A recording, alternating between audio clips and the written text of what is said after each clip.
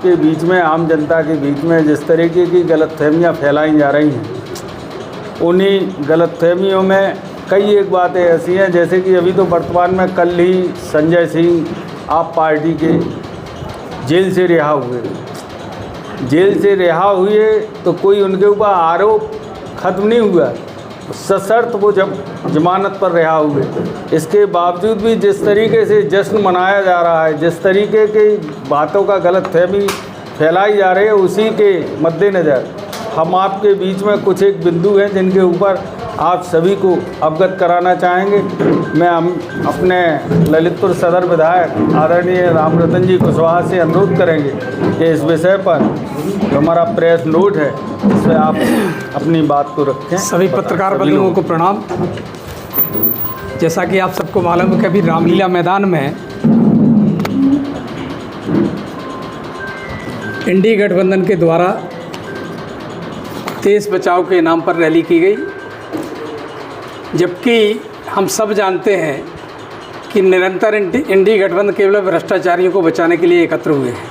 अपने भ्रष्टाचार पर किसी तरह की कोई कार्रवाई ना हो, इसके लिए ये सब के सब एक साथ हुए हैं। जबकि चुनावी मैदान में सब लोग अपना अपना चुनाव लड़ रहे हैं और गठबंधन का कहीं भी गा शब्द भी नज़र नहीं आ रहा कि कहीं गठबंधन है। ये पूरा का पूरा ठगबंधन है और इस आधार पर इकट्ठे हुए हैं कि भ्रष्टाचारियों पर किसी भी तरह की कोई सरकार स्टेप ना ले सके, छापे ना डाल सके, गिरफ्तारियां ना हो। ये सारी बात हमने एक पत्र आपको दिया है, इसमें अपने एक घमंड को किस तरह से भ्रष्टाचार को जस्टिफाई कर रहे हैं, ये सब आपने रामलीला मैदान में देखा।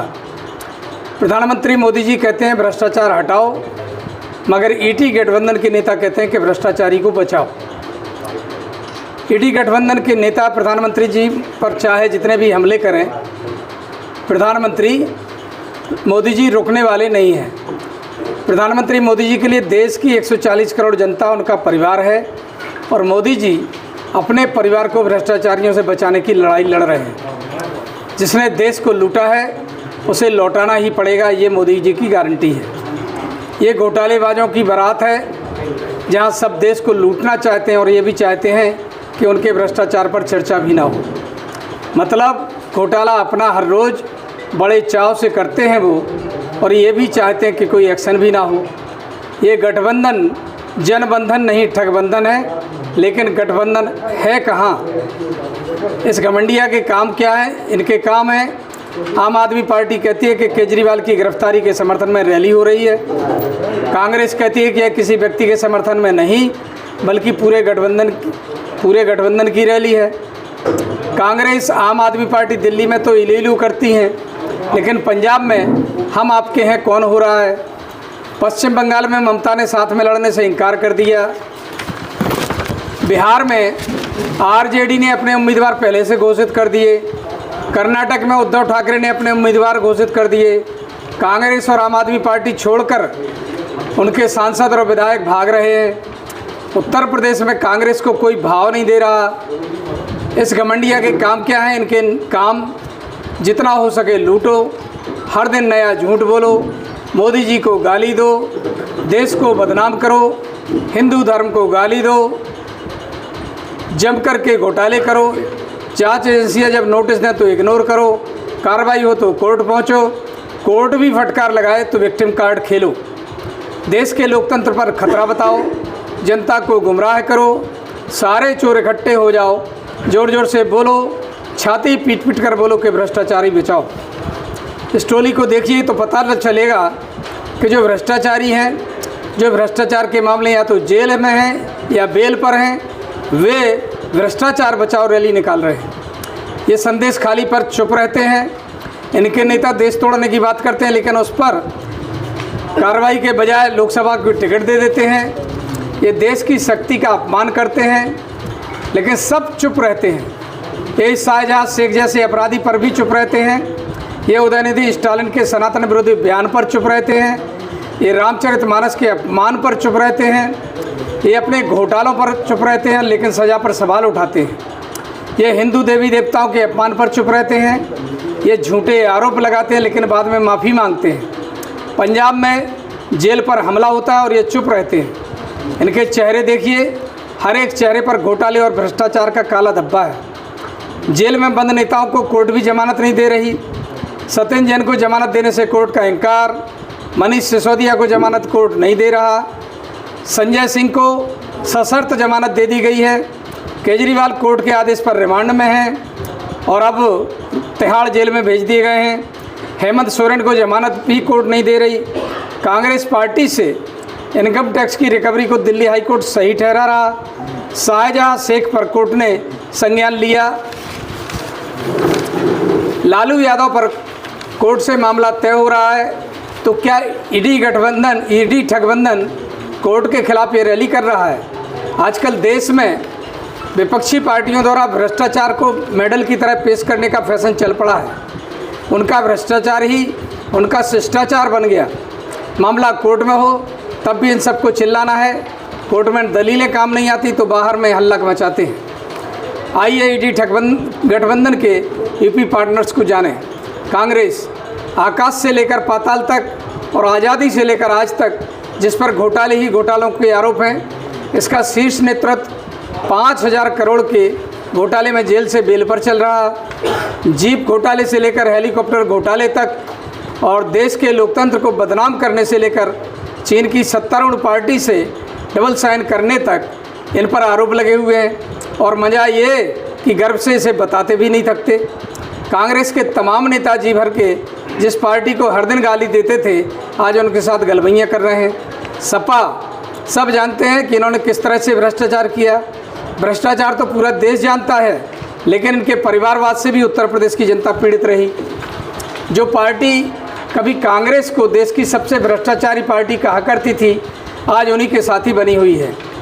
सनातन धर्म और रामचरितमानस पर आपत्तिजनक बयान देने के बावजूद सपा अध्यक्ष ने स्वामी प्रसाद मौर्य पर कोई कार्रवाई नहीं की।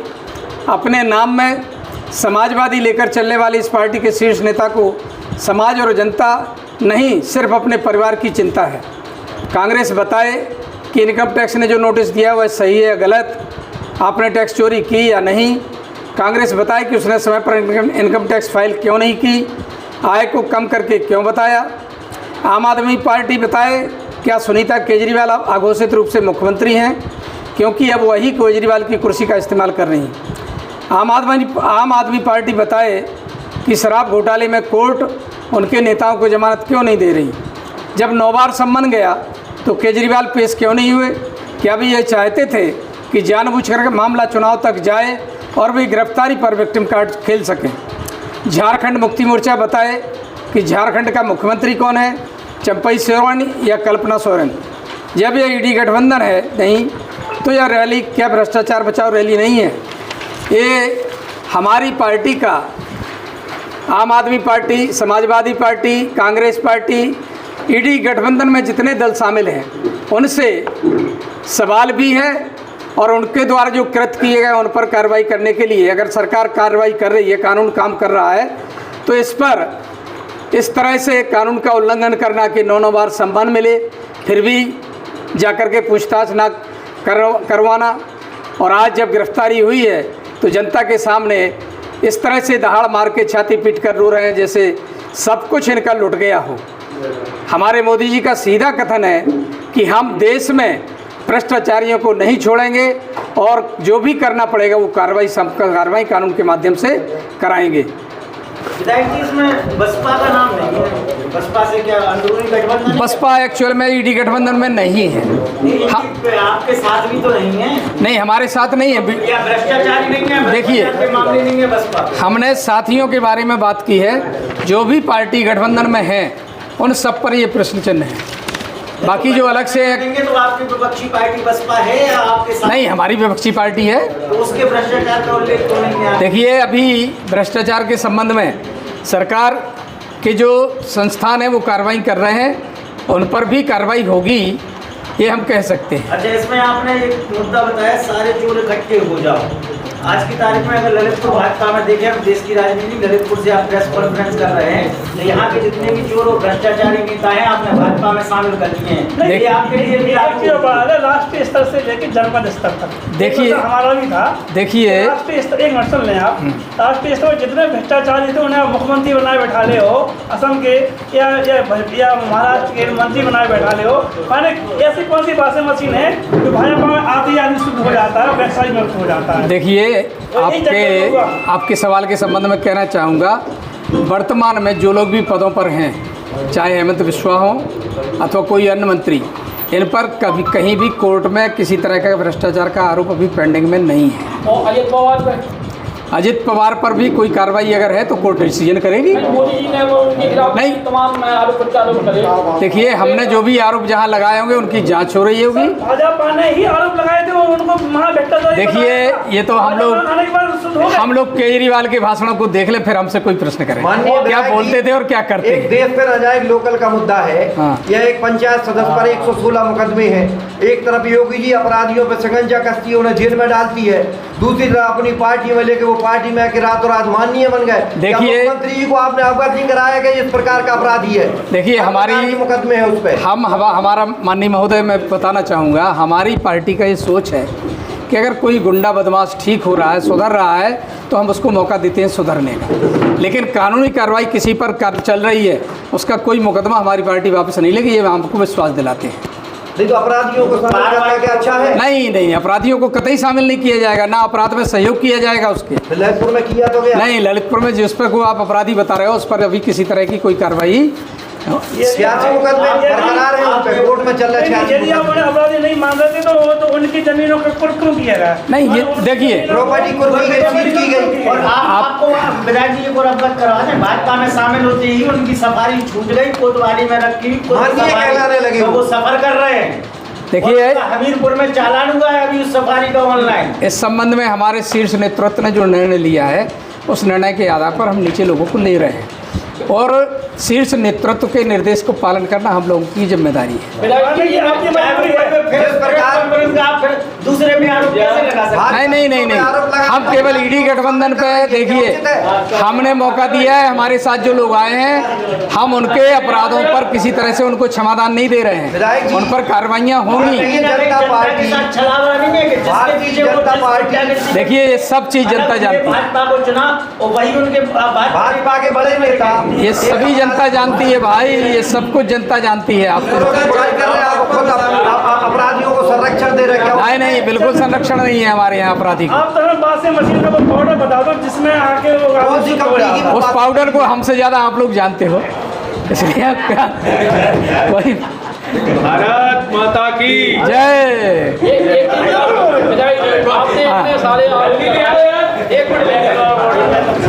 देखिए, हमने पत्र आपको दिया है, इसीलिए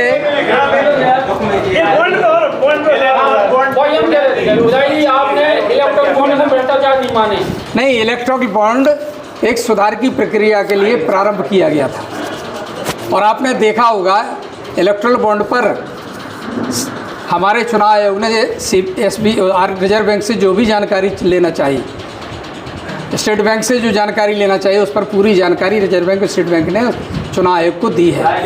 और